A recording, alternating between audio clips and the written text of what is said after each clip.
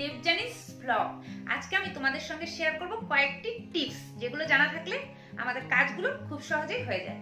তো আজকে যে টিপসগুলো শেয়ার করব তার মধ্যে প্রথম টিপস, আমাদের বিশেষ করে মেয়েদের অনেক কিছু খেয়াল রাখতে হয়। যেমন ধরো, আলমারিতে যে কাপড়গুলো গুছিয়ে রেখেছি সেগুলো কি হবে, সেই কাপড়গুলোর মধ্যে অনেক সময় কি হয়, একটু স্যাঁতস্যাঁতে ভাব এসে যায়, তারপর ছোট ছোট পোকা হয়, অনেক কিছুর প্রবলেম হয়ে যায় এই কাপড় আলমারিতে রাখলে। তো মাঝে মধ্যে তোমরা যেটা করতে পারো, এই আলমারিতে তো দেখতেই পাচ্ছ কাপড় তো গোছানো আছে, কিন্তু এই কাপড় এভাবে রেখে দিলে ভাজে ভাজে কিন্তু কেটেও যায়, আর কাপড় দিয়ে একটা কেমন একটা স্যাঁতস্যাঁতে গন্ধ চলে আসে। কাপড় ধুয়ে রাখো বা না ধুয়ে রাখো, কাপড়ের যত্ন করতে হলে কিছু তো করতে হবে। সেই জন্য আমি কি ব্যবহার করি তোমাদেরকে দেখাচ্ছি। আমি প্রথমে ব্যবহার করব, দেখতে পাচ্ছ এগুলো হচ্ছে, তোমরা চিনতেই পারছো হয়তো, এগুলো হচ্ছে ন্যাপথলি। এগুলো হয়তো তোমরা ব্যবহার করো, কিন্তু কিভাবে ব্যবহার করো, আমি যেভাবে করি সেভাবে করো কি না। আমি ব্যবহার করব এই টিস্যু পেপার নিয়ে নেব। তো টিস্যু পেপার নিয়ে আমি কি করব, টিস্যু পেপারের মধ্যে এই যে টিস্যু পেপার ডাইরেক্টলি এগুলো কাপড়ের মধ্যে দেওয়া ঠিক নয়, তো সেই জন্য এই যে ন্যাপথলি এরকম করে একটাও দিতে পারো, দুটো তিনটেও দিতে পারো। তো এভাবে করে একটু হালকা মুড়িয়ে, এটা কিন্তু ভালো করে মোড়ানোর দরকার নেই, এভাবে করে আলমারির যে কোনো কোণে 2-3 জায়গায় এমন করে রেখে দেবে। এই যেটা আমি যেমন ধরো এই সাইডে রেখে দিলাম, কাপড়ের মধ্যে কখনো দেবে না। আরেকটা জিনিস যেটা করতে পারি, তো আমি দেখাচ্ছি, এগুলো তোমরা দেখে চিনতে পারছো কিনা জানি না, তবে এটা হচ্ছে নিম পাতা। তো এটা নিম পাতাটা কিন্তু কাঁচা না, আমি কিন্তু এটা শুকিয়ে নিয়েছি। এটার পাতাগুলো খুলে খুব সুন্দর করে শুকিয়ে নিয়েছি পাতাগুলো, এগুলো কিন্তু শুকনো, দেখতেই পাচ্ছ একদম মচমচে।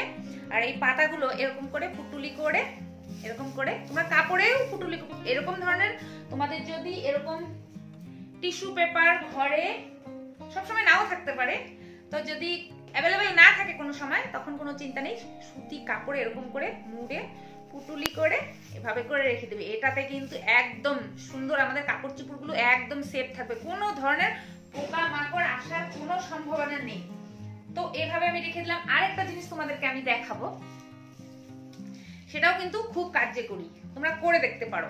সেই পুটুলিটা আমি বেঁধেই রেখেছি, এটা তোমাদেরকে এখন দেখাবো যে এটা কি।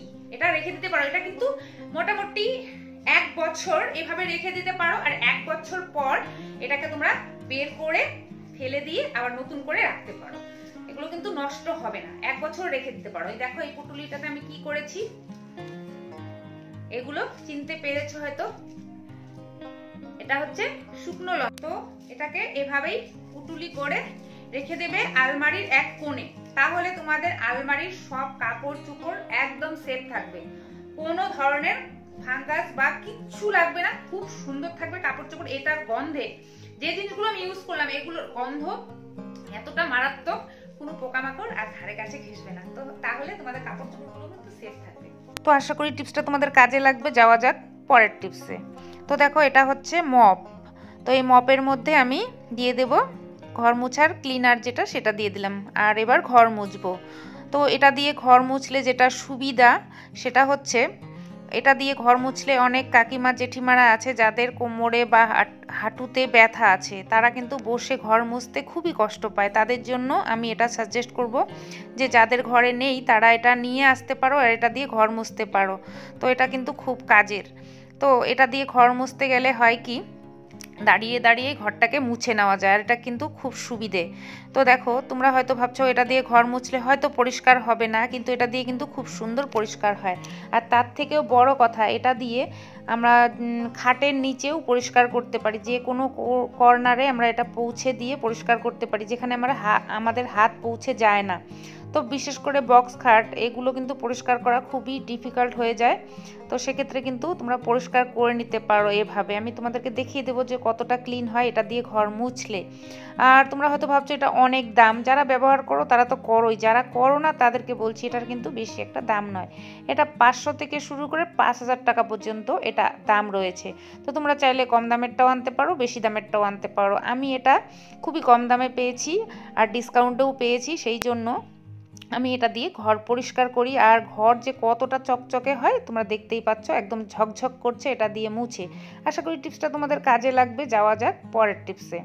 তো এটা গ্রিন টি, আমি গ্রিন টি খাই। তো যখনই গ্রিন টি আমরা খাই তখনই গ্রিন টিটা কি করি, বানানোর পর এই যে টি ব্যাগটা এটা কিন্তু উঠিয়ে ফেলে দিয়ে আমরা খাই। তো তোমরাও হয়তো এই টি ব্যাগ উঠিয়ে ফেলে দাও, কিন্তু এটা ফেলে না দিয়ে অনেক কাজে লাগাতে পারো। তো দেখো অনেকগুলো জমে গেছে, 2-3 দিন থেকে আমি রেখে দিয়েছি আর এটা কিন্তু অনেক কাজে লাগাবো। তো এখন যে কাজটায় লাগাবো সেটা তোমাদেরকে দেখাচ্ছি। আমি এখন জুতো রেখে দেব। তো একটা জুতো ধুয়েছি আর একটা জুতো ধুইনি, কেননা এই জুতো ধুলে অনেক সময় এই জুতোগুলো নষ্ট হয়ে যায়, বেশি ধোয়া যায় না। সেক্ষেত্রে বক্সে ভরে রেখে দেবো। যেহেতু এখন গরম পড়ে গেছে, এই জুতোগুলোর আর দরকার নেই, শীত চলে গেছে। সেক্ষেত্রে এই জুতোর মধ্যে আমি এই টি ব্যাগ দিয়ে দিয়েছি, শুকনো টি ব্যাগ। এতে করে এই জুতো রেখে দেবো অনেক দিন, তাতে করে জুতোর মধ্যে কোনো ধরনের গন্ধ থাকবে না, খুব ভালো থাকবে জুতো। আশা করি টিপসটা কাজে লাগবে। যাওয়া যাক পরের টিপসে। তো দেখো এখানে আমি টুথপেস্ট নিয়ে নিয়েছি। টুথপেস্ট কাজে লাগবে না, টুথপেস্টের যে খালি টিউবগুলো সেগুলো কিন্তু তোমরা ফেলে দিয়ে থাকো। তো আমিও ফেলে দিই, কিন্তু মাঝে মধ্যে কিন্তু আমি ফেলে না দিয়ে এগুলোকে কাজে লাগাই। আর কি কাজে লাগাই তোমাদেরকে সেটা দেখাবো। তো দেখো অনেকগুলো টিউব আমার ব্রাশদানিতে ছিল, আমি সেগুলোকে নিয়ে এসে এবার কাজে লাগাচ্ছি। তো আমি এখানে 2-1টা কাজে লাগাবো, এখন সবগুলোর দরকার নেই। তোমাদের কাছে যদি এমন থাকে, তোমরা যদি মনে করো তাহলে কাজে লাগাতে পারো, আর মনে না করলে কাজে নাও লাগাতে পারো। এটা দিয়ে প্রচুর কাজ হয়। তো দেখো অনেক পেস্ট কিন্তু এর ভেতরে শুকিয়ে থাকে, টুথপেস্ট শুকিয়ে থাকে, আর এটা দিয়ে খুব কাজে আসে। আমি কেটে টুকরো টুকরো করে নিলাম। এবার এটা একটা জলের পাত্রর মধ্যে জলে রেখে দিয়েছিলাম 5 থেকে 10 মিনিট। আর এবার সেই জলটা দিয়ে আমি পরিষ্কার করে নিচ্ছি বাথরুমের গ্লাস। তো বাথরুমের গ্লাসটা কিন্তু অনেক ভ্যাপসা, একটা কেমন ঝাপসা ঝাপসা দেখা যায় অনেক সময়, স্নান করার ফলে ওরকম হয়। তো সেক্ষেত্রে পরিষ্কার করে নিয়েছি। আর এবার এই যে ট্যাপগুলো পরিষ্কার করে নিচ্ছি। এই ট্যাপগুলো কিন্তু এই জিনিসটা দিয়ে পরিষ্কার করলে খুবই ঝকঝকে চকচকে হয়, তোমরা করে দেখতে পারো। টুথপেস্ট দিয়ে হয়তো আমরা করলে ভাবতে পারি যে এটা টুথপেস্ট ওয়েস্ট হবে, সেক্ষেত্রে তোমরা এইগুলো দিয়ে করতে পারো। এবার টাইলস ক্লিন করছি, বাথরুমের টাইলসও তোমরা এটা দিয়ে ক্লিন করতে পারো, খুব সুন্দর ঝকঝকে হয়। এগুলো ফেলে না দিয়ে তোমরা কাজে লাগাতে পারো। যাওয়া যাক পরের টিপসে। তো এবার নিয়ে নিয়েছি আমি টুথপেস্ট দিয়ে একটা কাজ করব, সেটা আমাদের খুবই একটা ভালো কাজ, যেটা হচ্ছে আমাদের নখগুলো রান্নাঘরের কাজ করতে করতে খুব কালো হয়ে যায়। বিশেষ করে সবজি কাটার পর তো খুবই কালো হয়ে যায়।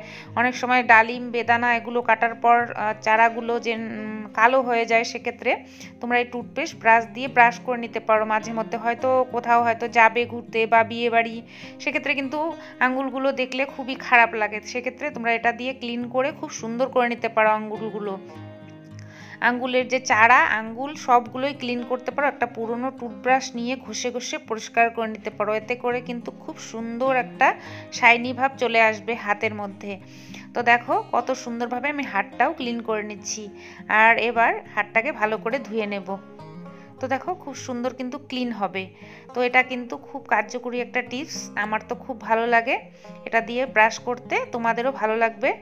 তো দেখো কতটা ক্লিন হয়ে গেছে, ঝকঝকে চকচকে হয়ে গেছে আমার হাতটা। আশা করি সবগুলো টিপসই তোমাদের কাজে লাগবে। আর ভালো লেগেছে, ভালো লাগলে একটা লাইক করে দিও, সাবস্ক্রাইব করা না থাকলে সাবস্ক্রাইব করে দিও, শেয়ার করে দিও। আজকে শেষ করব, নমস্কার।